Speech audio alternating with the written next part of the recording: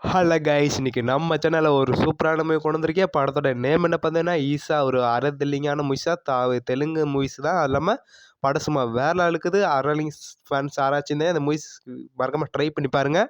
இந்த movie story என்ன சொல்ல வராங்கன்னா, 2 ஹீரோ 2 ஹீரோயின் இருக்காங்க. அந்த 4 பேர் சேர்ந்து ஒரு டீமாக வந்து இந்த பொய் சாமியார் இருக்காங்க பார்த்தியா, பொய் சாமியார் ஷூட் பண்ணி அந்த கேஸ் போகிறத இவங்களோட வேலையை வச்சுருக்காங்க. அது இல்லாமல் சூப்பராக அந்த ஃபன்னாக வச்சுருக்காங்க. அது இல்லாமல் அந்த இவங்களுக்கே தெரியாது கைஸ், அந்த சாக போகிறது இந்த மர்மம், இந்த சாவை பற்றி சூப்பராக அந்த படத்தில் இயக்கமாக வச்சுருக்காங்க. படம் சொல்லப்போனால் சும்மா வேற லெவலில் இருக்குது. ஒரு அறதில்லைங்க அங்கங்கே பயப்படுற மாதிரி வச்சுருக்காங்க. அது மாதிரி கொஞ்சம் நீட்டாகவும் முடிச்சிருக்காங்க. அந்த நடிச்சு கொடுத்தவங்க எல்லாருமே சூப்பராக நடிச்சு கொடுத்துருக்காங்க. இந்த மூவி ஸ்டோரியில் என்ன சொல்ல வராங்கன்னா, நம்ம ஹீரோ வந்து நம்ம டீம் வந்து ஷூட் பண்ண போகிறாங்க.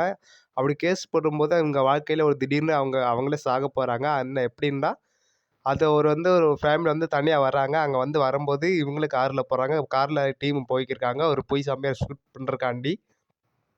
அப்போ அங்கே என்ன நடந்துச்சுன்னா, நம்ம ஹீரோ வந்து ஒரு கார் ஓட்டும்போது திடீர்னு ஒரு ஆக்சிடென்ட் ஆகுது. அங்கே வந்து ஒரு லேடிஸ் ஆக்சிடென்ட் ஆகுது. நம்ம ஹீரோவும் ஆக்சிடென்ட் ஆகுறாங்க. அது இல்லாமல் இவங்க ஆக்சிடென்ட் ஆனது இறந்து போனது கூட தெரியாமல் போய்க்கிருக்காங்க. அது இல்லாமல் இறந்துட்டாங்க. அப்படியே அந்த படத்தில் இயக்கமாக வச்சுருக்காங்க. திடீர்னு போகும்போது ஷூட் பண்ணுறக்காண்டி போகிறாங்க. போகும்போது மர்மமான விஷயங்கள் அங்கங்கே ட்விஸ்ட்டு மேலே ட்விஸ்ட்டாக அந்த படத்தில் வச்சுருக்காங்க. லாஸ்ட்டாக அந்த ஹீரோ போய்க்கு இருக்கும்போது என்ன ஆச்சுன்னா, நம்ம ஹீரோ மேலே அந்த ஒரு சாமியார் பார்க்குறாங்க. சாமியார் பார்க்கும்போது என்ன ஆச்சுன்னா, அந்த சொல்கிறாங்க, "நீங்கள் இறந்துட்டீங்க. 7 சொர்க்கால் வாசலுக்கு நீங்கள் போகிற நேரம் வந்துருச்சு" அப்படின்னு சொல்கிறாங்க. இவங்களாம் பொய், நாங்களாம் சாகவே இல்லை அப்படின்னு சொல்கிறாங்க. சரி, நீங்கள் அனுபவப்பட்டா தான் தெரியும். அந்த வீட்டில் நீங்கள் தங்குங்க அப்படின்னு சொல்லிட்டு நம்ம சாமியார் வந்து சொல்கிறாங்க. சாமியார் பொய் சொல்கிறாருன்னு நினச்சிட்டு 4 பேரும் இறந்தது கூட தெரியாமல் நான் சாகவே இல்லைன்னு அப்படி சொல்கிறாங்க. லாஸ்ட்டில் அந்த ஹீரோ டீமுக்கு வந்து அவங்க இறந்துட்டாங்கன்னு சொல்கிறாங்க. தெரிய வருது. ஒரு ஒரு ஆளாக இறந்து போகிறாங்க.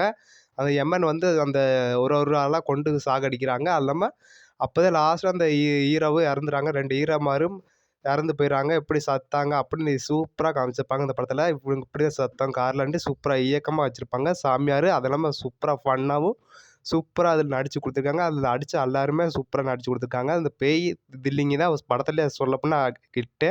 இந்த பேய் அங்கங்கே சீனில் பயப்படுற மாதிரி வச்சுருப்பாங்க. ஒரு சீனில் வந்து அந்த திக்கு திக்குன்னு இருக்க அந்த அப்படியே அந்த திக்கில் வந்து அந்த ஷூட்டிங் மாதிரி கொண்டு போவாங்க ஹீரோவுங்க. அப்படி அந்த படமும் சூப்பராக இருக்கும். அங்கங்கே பேய் சென்டிமெண்ட்டு வச்சுருப்பாங்க. பயப்படுற மாதிரிக்கு. அவ்வளோதான் கைஸ், இந்த படமே சூப்பராக இருக்கும்.